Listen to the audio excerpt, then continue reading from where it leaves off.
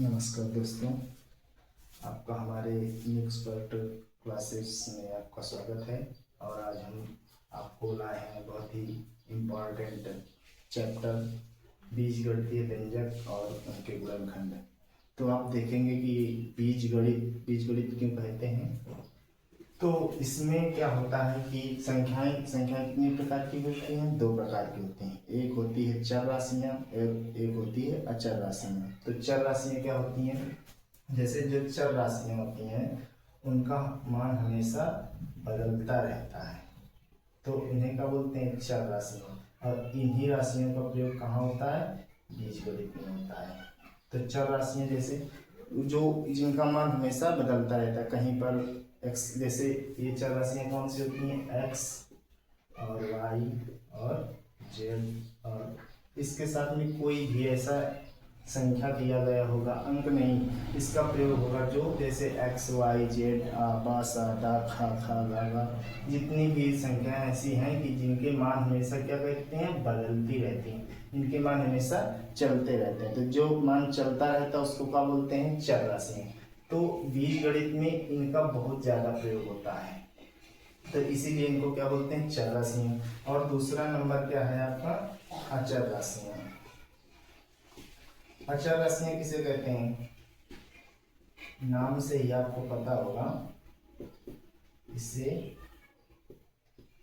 अचर, अचर का मतलब होता है जो चलती नहीं है, मतलब कि वे राशियां जिनके मान कभी बदलते नहीं हैं, वो हमेशा एक निश्चित वैल्यू होती है। जैसे कोई भी अंक हो तो जितने की जो अंक गणित में प्रयोग होते हैं उनके मान हमेशा वही रहता है, जो वो अंक की वैल्यू होती है। जैसे अगर हम किसी संख्या को ऐसे एक लिख दिया, अब एक अगर कहीं पर भी अगर प्रयोग हो, चाहे जहाँ प्रयोग किया जाए, उसका मान हमेशा कितना रहेगा? एक ही रहेगा।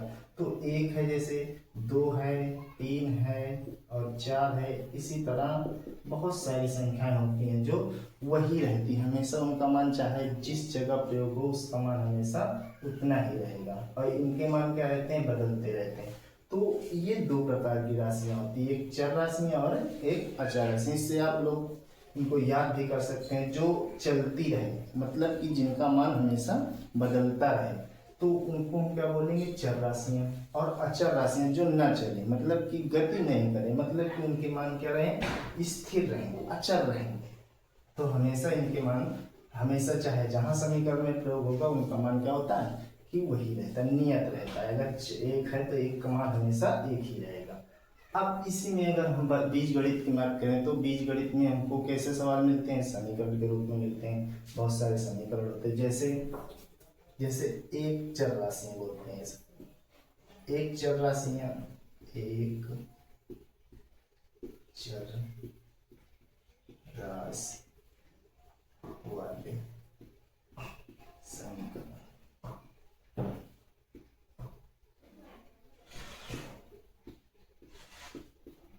अब एक चर राशि वाले कैसे समीकरण होते हैं? जिसमें कोई एक चर राशि हो, जैसे कि इसमें कोई भी एक राशि हो, तो उसको क्या बोलेंगे? एक चर राशि। जैसे हमें कोई भी समीकरण दे दिया गया, जैसे दे दिया जाए x प्लस 5 बराबर 10। अब देखिएगा कि यहाँ पर हमें कितने चर राशि दी गई है? एक। तो जब एक चर राशि दी गई है तो हम इसको बोलेंगे एक चर राशि वाला। तो अब हमको क्या चाहिए कि x का मान हमें निकालना है। तो अगर इस राशि का हमें मान ज्ञात करना हो तो कैसे ज्ञात करेंगे? अगर हम इसको वैसे, तो जब एक चर राशि होती है तो बहुत साधारण होता है, इस राशि को एक तरफ रखेंगे और जो भी संख्या है उसको हम बराबर के उधर एक तरफ कर लेंगे। बराबर के एक तरफ राशि चर राशि करेंगे और एक तरफ अचर राशि करेंगे। तो कैसे करेंगे? अब जैसे इसको x है, अब देखिए यहाँ अगर प्लस है तो आप जब भी उधर ले जाएंगे तो क्या करेंगे? इसका चिन्ह बदल देते हैं। तो 10 है, इसको उधर बदल देंगे, कितना आएगा? घटा देंगे जाके, तो 5। तो अब x का मान आ जाएगा कितना? 10 में 5 गया, कितना बचेगा? 5। तो ये हुआ हमारा एक चर राशि का मान। अगर इसी तरीके से और कोई सवाल दे दिया गया, उसमें कोई दूसरी राशि दी गई, जैसे y यदि एक चर का, अगर इसको कैसे ऐसे दे दिया गया कि 5, और इधर कोई भी संख्या या इसी तरह कर दिया गया, या ऐसे कर दिया गया ऐसे, तो इसको कैसे हल करोगे? अब देखिए चर राशि तो एक ही है, अगर दोनों तरफ ही y है तो चर राशि तो एक ही हुई, मतलब कि ये भी y है ये भी y है, तो एक ही तो है। अब इसको क्या करेंगे, इस राशि को एक तरफ कर लेंगे, उसको एक तरफ कर लेंगे। देखो ये बड़ी, इसको उधर ले जाएंगे, इसको इधर ले जाएंगे, तो कैसे हो जाएगा, जैसे 5y, इसको उधर ले जाएंगे तो y बराबर एक तरफ 6 कर लेंगे, इसमें घटा दो तो कितना आएगा, 4 बराबर 6, तो y बराबर कितना हो जाएगा, 6/4। अब देखिए अगर इसमें कोई ऐसी संख्या है कि जो दोनों को ऊपर नीचे काट देती है तो उसको काट लेते हैं, जैसे 2/2 3, तो 2 दूनी 4, तो 3 कितना आ गया, 2। अब इसी प्रकार आगे हम अगर आ गया कि दो चर राशि वाले कैसे समीकरण करेंगे, दो चर राशि वालों को हम समीकरण बना के हल करते हैं, उसको भी दो प्रकार से करते हैं। जैसे तो उसको हम थोड़ा सा आप लोगों को बताएंगे कि थोड़ा वो लंबी प्रोसेस है, उसमें दो राशियां होती हैं। तो जैसे अगर कोई भी समीकरण ऐसे दे दिया गया दो चर वाला,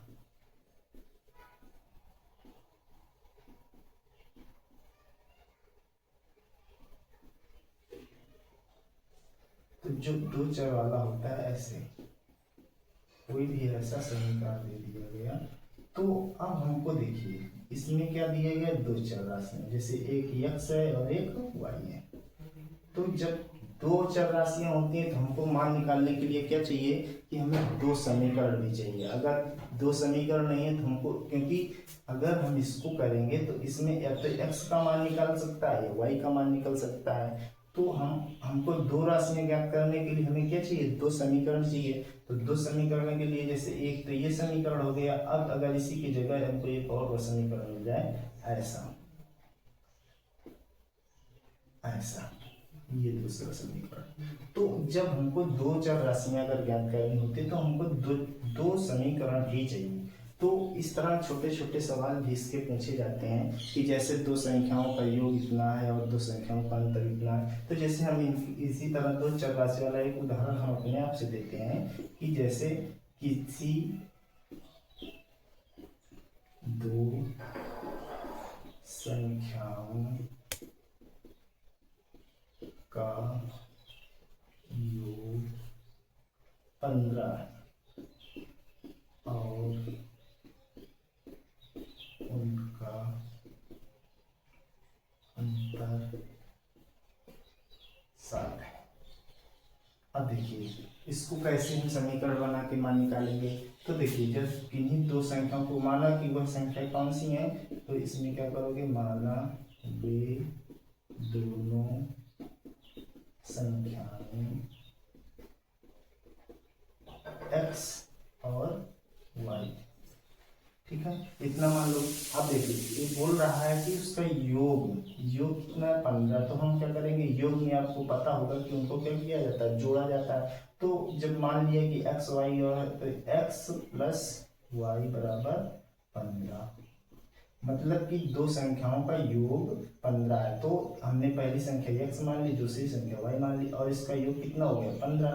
अब कह रहा है कि तथा उनका अंतर में घटाना होता है, तो अंतर कैसे करोगे, x माइनस वाई बराबर कितना है, 7। अब देखिए इसमें भी दो चार राशियां आ गई तुमको, तो अब हम इसको कैसे हल करोगे, तो इसको समीकरण एक मानते हैं, इसको समीकरण दो मान लो। फिर क्या करोगे, फिर देखते हैं कि इसमें चिन्ह अपोजिट होता तो कटता है। अब चिन्ह देखिए इसमें तो प्लस है, इसमें माइनस, तो हम क्या करेंगे, इसमें एक चर राशि को हटाएंगे। तो जैसे एक चर राशि हटाएंगे तो उसके अनुसार हमें दूसरी एक चर राशि का मान प्राप्त होगा। तो हम देख रहे हैं कि यहाँ पर चिन्ह क्या है, प्लस, और यहाँ पर चिन्ह क्या है, माइनस। तो इनको क्या कर देते हैं, ऐसे काट देते हैं। अब देखिए यहाँ प्लस है, यहाँ प्लस, तो x अगर जोड़ोगे तो कितना आएगा, 2x। तो अभी हम तुमको बाद में इनके बताए, हमने पहले वीडियो बनाया है कि कैसे हम इनको जोड़ करते हैं, ठीक है। तो अगर अभी नहीं देखा है तो उसको भी देख लेना। और इसी तरह अगर आप पढ़ते रहे तो आपको बीजगणित में कोई भी ऐसी दिक्कत नहीं आएगी। देखिए फिर क्या करते हैं इसमें, अब देखिए इसको अब जोड़ लेंगे क्योंकि हमने चिन्ह तो बदला नहीं। 15 7 कितना होता है, 22 होता है। अब देखिए तो x का मान निकालेंगे तो यहाँ आएगा, कितना काटोगे, 11। अब x का मान कितना आ गया, 11। अब देखिए अब यही मान हम कहाँ रख देंगे, इधर। ठीक है। तो हमको y का मान निकल आएगा। जैसे यहाँ देखिए तो x का मान यहाँ लिखेंगे x का मान समीकरण 1 में रखने पर, अब यही मान उठा के कहाँ रख देंगे x में, तो 11 प्लस y बराबर 15। अब इसको उधर ले जाएंगे तो 15 माइनस 11 उधर हटा दो तो कितना आएगा y बराबर 4। अब देखिए, अब हमको चेक करना है कि जैसे एक ये चर राशि का मान आ गया 11 और दूसरी चर राशि का मान आ गया कितने 4। अब हमको कैसे पता चलेगा कि ये हमारा समीकरण जो हमने बनाया है वो सही है या गलत है। तो देखिए x प्लस वाई मतलब दोनों चर राशियों का योग कितना आना चाहिए 15। तो हम जोड़ेंगे कि 11 और 4, तो 11 4 कितना होता है 15, और अंतर उनका कितना है 7। तो अंतर कैसे करेंगे घटा के, तो 11 में अगर हम 4 घटाएंगे तो कितना आएगा 7। इसका मतलब हमारा दोनों यह मान ये दोनों समीकरणों को फॉलो कर रहा है। तो हम क्या मान लेंगे कि हमारा समीकरण जो हमने यह सवाल माना था वो सही है। तो इस तरह हम उनको चेक भी कर सकते हैं। तो इस प्रकार हम दो चर राशि वाला समीकरण कैसे हल करते हैं, इस तरह हल कर सकते हैं जिसमें कोई एक राशि है एक चर वाली है तो उसको हम इस तरह, और इसी को एक प्रकार से और कहते हैं रैखिक समीकरण, रैखिक समीकरण।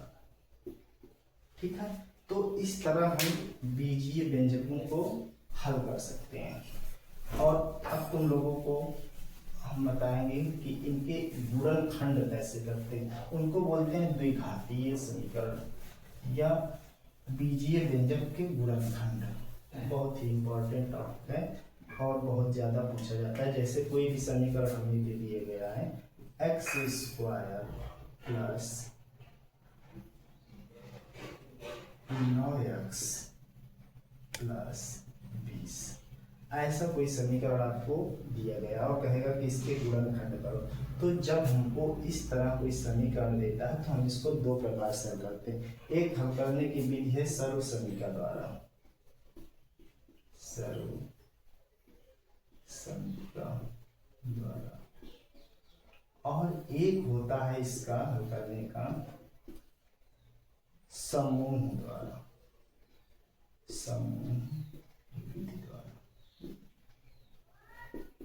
तो बहुत ज़्यादा लोग दोनों विधियां सरल हैं, दोनों अगर हमको आती तो बहुत अच्छा है, अगर नहीं आती तो आज हम इधर समझ लेंगे कि कैसे हम समूह विधि द्वारा हल कर सकते हैं, कैसे हम सर्व समीकरण द्वारा। सर्व समीकरण द्वारा कैसे हल करोगे, सर्व समीकरण द्वारा पढ़ा होगा आपने a प्लस बी का होल स्क्वायर बराबर A square plus 2b plus B square, या कभी कभी इसी को पढ़ा जाता है A square plus B square plus 2ab। तो ये दोनों समीकरण तुमने पिछली कक्षाओं में पढ़ चुके होंगे, या नहीं पढ़ा है पहली बार देख रहे हो तो आप इसको याद कर लो। ये समीकरण बहुत ही ज़्यादा प्रयोग में होने वाला है, और चाहे जो भी प्रतियोगिता परीक्षा हो, चाहे हमारी राष्ट्रीय योग्यता परीक्षा हो, या कक्षा 9 में मैथ हो, या कक्षा 10 में मैथ हो, या बहुत सारी प्रतियोगिता परीक्षाओं में यह समीकरण का एक दो सवाल हमेशा ही बनता है। अगर आप चाहें तो इसको बहुत साधारण से हल कर सकते हैं, समझ सकते हैं। अब इसको हम कैसे यहाँ अप्लाई कर सकते हैं, तो देखिए यहाँ अप्लाई करने के लिए हमको क्या करना होता है। अब जिसे इसको हम क्या करेंगे कि अब हम तुमको सिखा रहे हैं समूह विधि द्वारा, ठीक है, इसको भी बताएंगे। पहले ये जो ज़्यादातर प्रयोग करते हैं उसको बताएं। जैसे हमको ऐसा इस संख्या का ऐसा गुणनखंड करना होता है, ऐसा दो उनके भागों में तोड़ना होता है कि जिनका या तो हम योग करके इतना ला सकें या घटा के इतना ला। जैसे इसको हम गुणनखंड कर सकते हैं, तो जैसे हम इसको करेंगे 10 और 2, तो अगर हम 10 और 2 में इसको तोड़ें 10 दूना 20 होता है। तो अगर हम 10 और 2 जोड़ें तो कितना होगा 12, मगर ये गलत है क्योंकि हमको लाना कितना है 9। तो इसको हम और दूसरी प्रकार से कैसे तोड़ सकते हैं, 5 और 4, तो 5 को कितना होता है 20, और 5 4 को जोड़ोगे कितना आएगा 9। तो ये हमारा जो दूसरा गुणनखंड है ये सही होगा। क्योंकि इसका हम जब गुणनखंड कर रहे हैं तो उनके जो भी गुणनखंड हैं उनको हम जोड़ने पर कितना प्राप्त हो रहा है 9।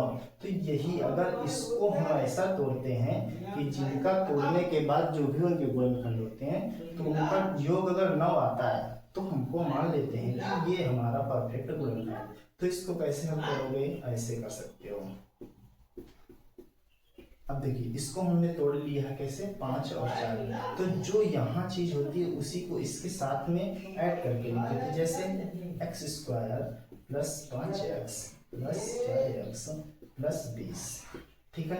अब देखिए इसमें कोई ग्रुप बन गया, समूह बन गया, तो इसमें कोई इन दो संख्याओं में कुछ अंकों को कॉमन मिले कुछ चीज, और इसमें भी कुछ चीज कॉमन मिले, दो। इसमें x², इसमें x है, तो इसमें क्या करेंगे, x कॉमन ले लेंगे। तो इससे x कॉमन मिलेगा तो क्या मिलेगा, x प्लस 5। ये x यहाँ आ गया, कॉमन हो गया। फिर प्लस, अब देखिए इसमें कुछ कॉमन, अब यहाँ x मिल रहा था परंतु यहाँ तो x है नहीं, तो यहाँ कॉमन मिल रहा है क्या, 4। तो 4 कॉमन ले लेंगे, तो x, अब x 4 पर नीचे 20, तो प्लस का 5। अब देखिए जब भी हम इसका गुणनखंड करते हैं तो ये मान और ये मान क्या होता है, सेम होता है, तो हमको इसमें 1 लिख लेते हैं,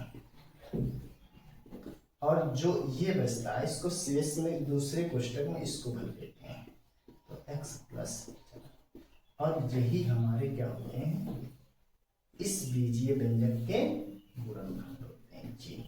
अब देखिए अब इसी को हम करते हैं कैसे, इस तरह, तो इसको हम लिख सकते हो क्या, इस तरह। तो a प्लस बी, अगर हमको क्या करना है कि इसका अगर हम गुणा कर दें, क्या कर दें, गुणा, तो हमको यही व्यंजक फिर से प्राप्त हो। कैसे, जैसे इसका गुणा करोगे तो कितना आएगा, x² प्लस इसको इसमें करोगे तो कितना आएगा, 4x प्लस 5x प्लस 5 को 20 प्लस का। अब देखिए यहाँ जोड़ोगे तो x² प्लस 5 4x प्लस 20, वही समीकरण मिल गया ना। तो इस तरह हम इसको ऐसे कर सकते हैं।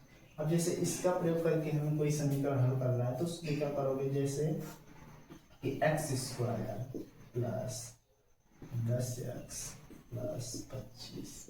अब देखिए जब भी हमको इस तरह करना होता है तो इसका भी वर्गमूल ले लेंगे, इसका भी वर्गमूल ले लेंगे, तो ये हो जाएगा, इसका वर्ग ले लोगे तो कितना आएगा x, इसका ले लोगे तो कितना आएगा 5। तो हम इसको कैसे कैसे प्रयोग कर सकते हैं इधर, तो इसको हम कैसे कर सकते हैं, जैसे देखो ये तुम्हारा इसका वर्गमूल, अब देखो इसका करेंगे x प्लस 5, जब हम इसको वर्गमूल ले लेंगे तो ऐसे निकाल लोगे। अब इसका मतलब है कि x² और ये हो गया 5।